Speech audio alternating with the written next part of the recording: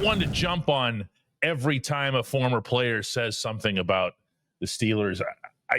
I'm making an exception today, not just because it was Deebo. Good afternoon to you. Good Friday afternoon. I'm Dejan Kovacevic of DK Pittsburgh Sports. This is a new Double Shot show. And if you haven't heard what James Harrison had to say earlier today in doing an interview with Willie Colon, one of his former teammates, and another guy who very, very much fit into that whole vocal leader style of football. Willie's responsibility was obviously the other side of the ball. This is part of what Deebo had to say today as it relates to the Steelers season ending in a terribly similar fashion this year. That something needs to be done. We got to get better with the players. We got to get better with the coaching. It's not what you're used to. The standard is the standard. It feels like a saying now. It's not something that you actually see. Yee! Hang on. If I'm the head coach of a football team, and I've been the head coach of this football team for however long that's been, and now the team's not doing well, that all has to fall on my shoulders, because I've been here long enough to be able to draft who I want and put the guys in the positions that I need. And for me to be like, well, I haven't been getting this or that. Well, I'm the guy who's supposed to be getting that. And I've been here long enough to get it. Yeesh. Now, if it wasn't Deebo, you'd be like, as it is, because it's him, you go, well, yeah, that's something I would expect him to say. Now, this one gets a little bit of an asterisk, too. Deebo has been, I could tell you this unequivocally, pretty much banging down the doors on South Water Street to try to get a coaching job there.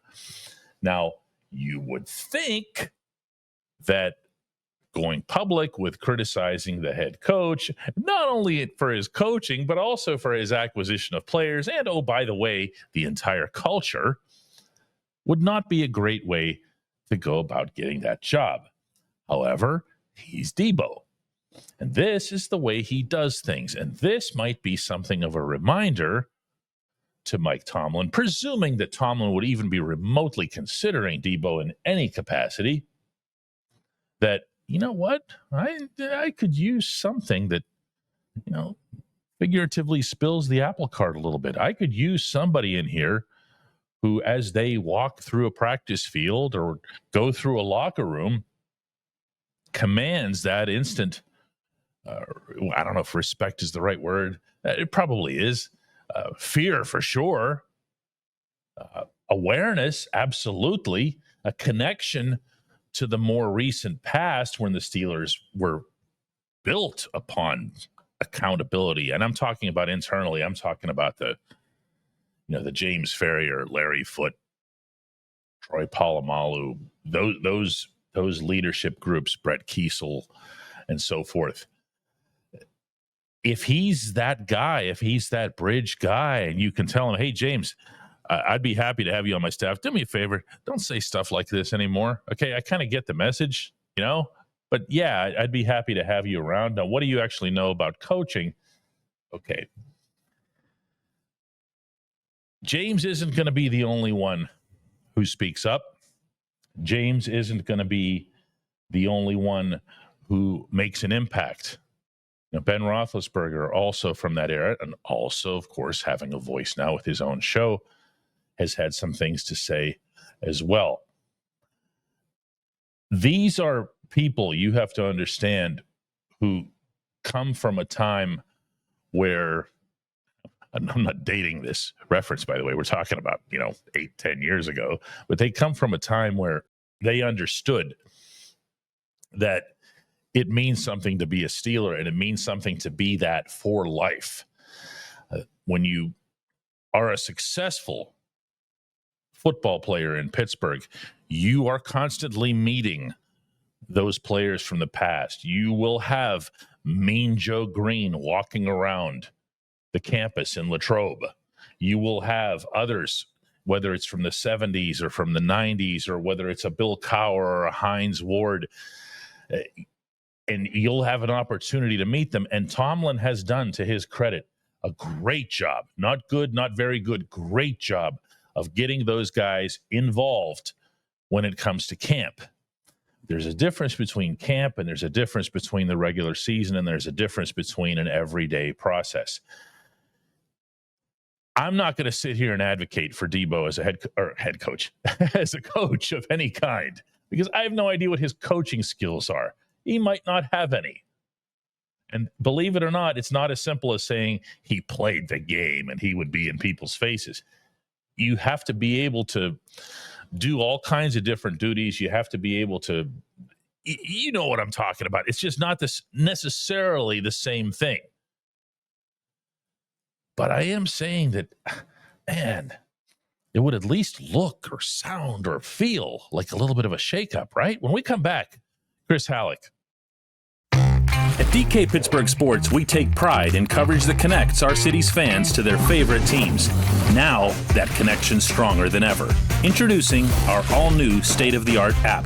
Find expert inside reporting and original podcasts. Check live box scores. Track the latest stats. Chat it up with our community of thousands of fans, all in one place.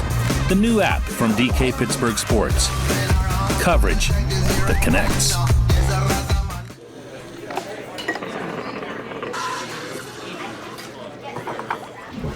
Joined now by Chris Halleck. One of the cool things I've forever thought this about the NFL's championship weekend is that they refer to these as championship games.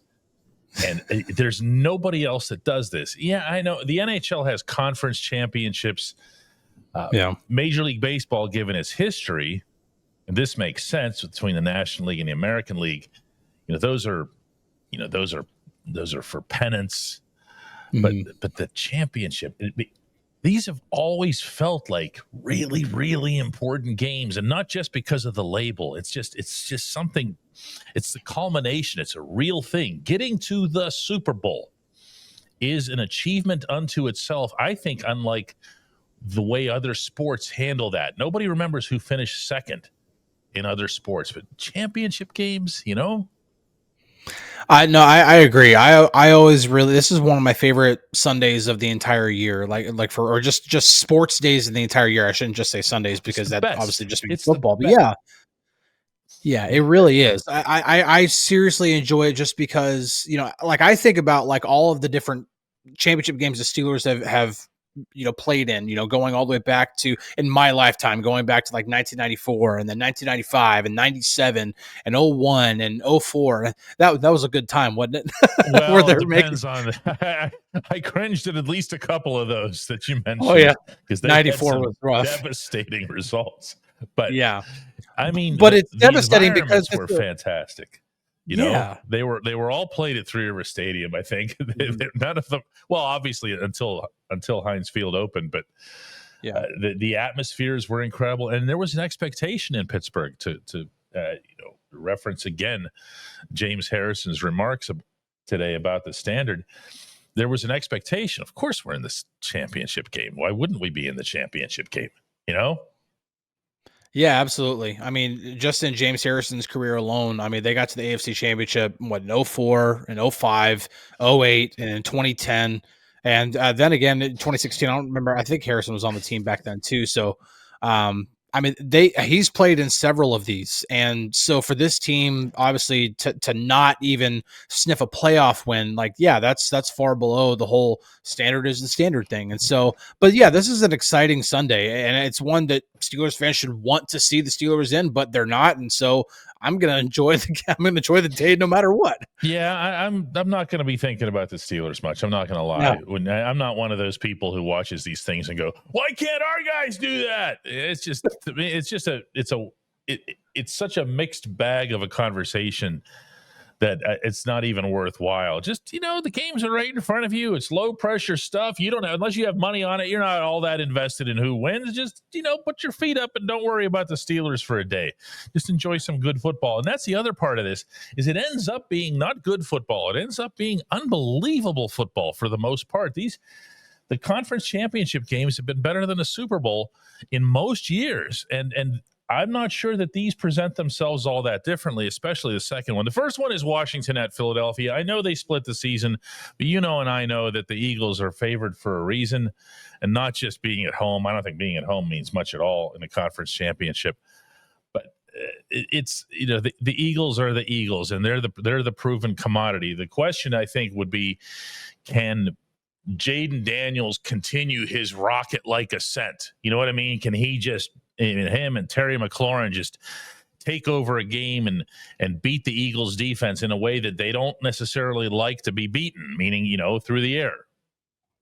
Yeah, I mean, I like the line currently is -6 for the Eagles. And so I think 6-point favorite. I'm like, it's a conference championship. And yes, the Commanders are, clearly the underdog. I wouldn't argue that whatsoever, but 6 points after the Commanders, like, pretty convincingly beat the Lions. And the Lions were probably arguably the best team, at least in the NFC, throughout most of the season.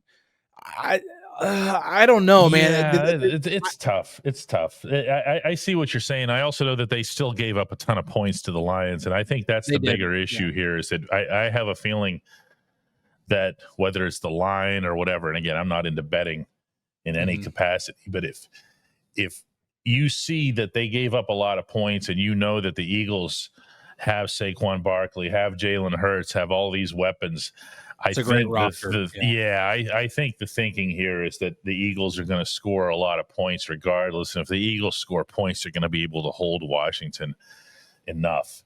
I remain surprised that the Steelers, I think, are one of the few teams that really navigated Daniels well. They did not navigate McLaurin well at all. Okay. No. But they did with Daniels. I remember in the locker room afterward in Landover, a couple of players who shall remain unnamed said to me that they felt that they had reached the point with Daniels that they had exasperated him, that he felt like he had nowhere to go and did not want to even try to move the football on the ground. And I wonder if you're not going to see the Eagles maybe learn something from that.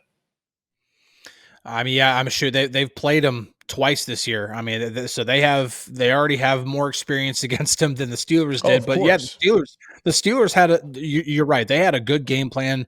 They limited him to like 4 or 5 yards on the ground. They really handcuffed him and in a way that most teams did not do this year. And so, yeah, the Eagles need to be turning over every stone, to use a Tomlinism here, to turn over every stone here to figure out, okay, how best can we stop Jaden Daniels, because that is going to be the X factor for the Commanders. If the Commanders are going to win this game and go into Philly and win, like, it's going to have to be because Jaden Daniels put on his cape and became probably the best rookie quarterback of all time. In Kansas City, of course, there's not one cape, but there's 2 capes, and those capes end up winning all the time. I mean, like, all the time. And we can talk about the Bills. We can talk about their recent history. We can talk about their distant history. We can talk about them being on the road. But really, I don't envision that anything related to Josh Allen or the Bills in any capacity is going to be anywhere near a factor as to what those 2 guys do. And I'm talking, of course, about Patrick Mahomes and Travis Kelce. This is the most tired / annoying / whatever you want to call it factor in all of football, which is that you watch the Chiefs in week 3 and you go, whoa, they struggled with Carolina. How about that? It's like, it doesn't matter. It doesn't matter. They're doing this. They're looking at their watch and saying, is it December yet? Is it January yet? Wake us up when it is. And I really think that's going to be it more than anything else here. I just cannot. I don't think it'll be a blowout of anything like that, but I do think that you're going to see the Chiefs just do their thing. I think you're going to see the Chiefs do their thing, but I am leaning toward the Bills in this one. Whoa! I really am. The Bills, in my opinion, are the better football team. But of course, you have to account for Patrick Mahomes in January and Travis Kelce in January. They do turn it up to another level. Travis Kelce, we can talk about his age, we can talk about his productivity during the season or whatever. And as somebody who owned Travis Kelce and Patrick Mahomes both on various fantasy teams this year, I can attest to some of that stuff. But they do turn it on when the playoffs begin. That being said, this is, I think, the best Bills team that they have had since they made 4 straight Super Bowls in the early 90s. They can run the football, they can control the clock, and they are nearly automatic in the red zone. Well, that's because of Josh Allen. That's the one where you just, especially once he gets inside the 5, wonder what they're going to do, But I mean, it's working, and it's worked all season. And I'm a little concerned about some of the various injuries and how banged up they've been in the back end, but their defense is really strong. They can stop the run. They contain Derrick Henry. That's not an easy feat that hasn't been an easy feat for anybody this season. And so if they make the Chiefs one-dimensional, and the Chiefs do try to run the ball more often than people think, if they make Patrick Mahomes have to throw the ball 50 to 60 times, he's going to do some damage, but I do think the Bills can do at least enough to at least maybe get a sack, fumble here, or get a random interception there, because Mahomes has thrown quite a bit of picks this season, more than he normally has. So it's going to be close. It's going to be a great game, but I am leaning Bills in this one. I agree with you completely that it'll be a great game. I also feel that Kelsey's going to be walking off, looking for Miss Swift, wherever she happens to be. And his line will look a lot like it did last week against Houston, where he was targeted 8 times, caught 7 balls, 117 yards, a 49-yarder, touchdown, and 5 of those catches for first downs. That's who he is. That's why he might be the greatest tight end who ever lived.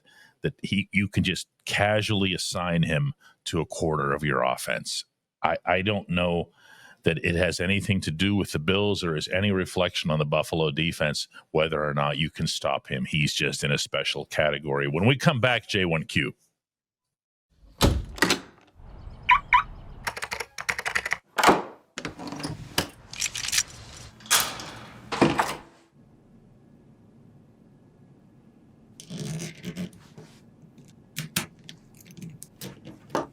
Safety is a habit. Gun safety and responsible storage are no different. Help prevent gun accidents, misuse, and theft. Keep firearms safe and secure when not in use. For safe storage options, visit projectchildsafe.org.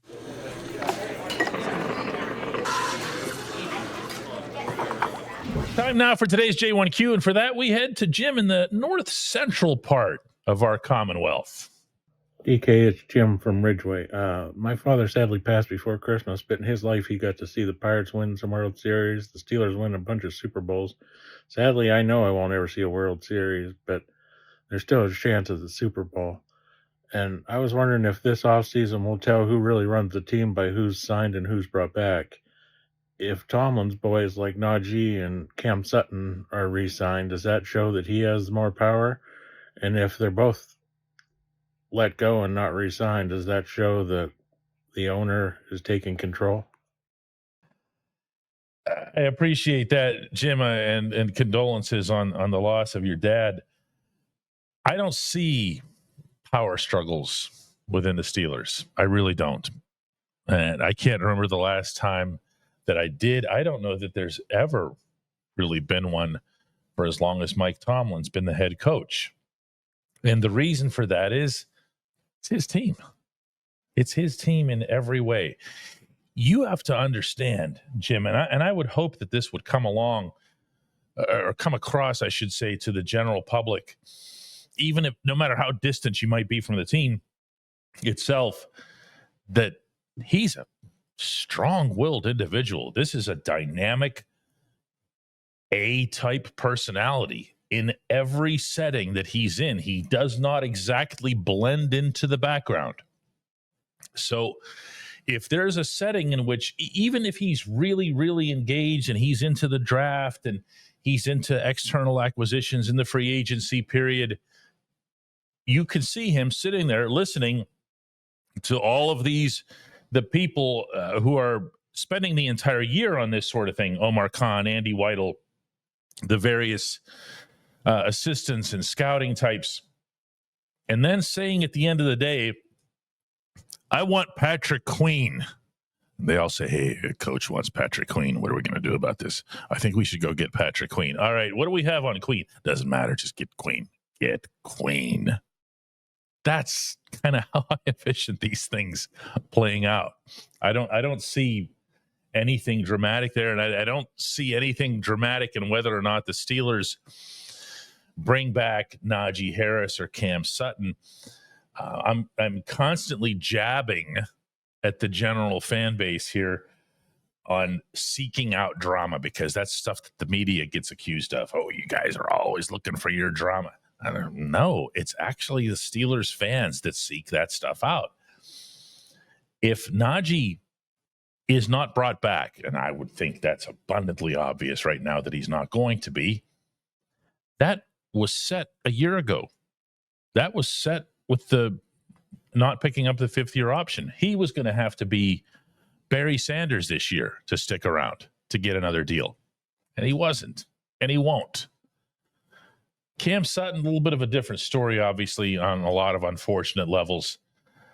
But I don't think you're going to see Tomlin, going to bat for him or trying to bring him back. How old is Cam now? He's got to be 31 or something like that. Let me see here.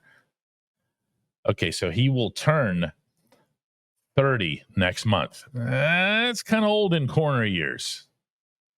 Whether that's nickel or outside or whatever. And he was only on a 1-year deal, so he's not even somebody that you could bring back just if you chose to. So no, I don't see that. I don't see power this or power that. They have what they feel is a set of relationships in that building that they think works.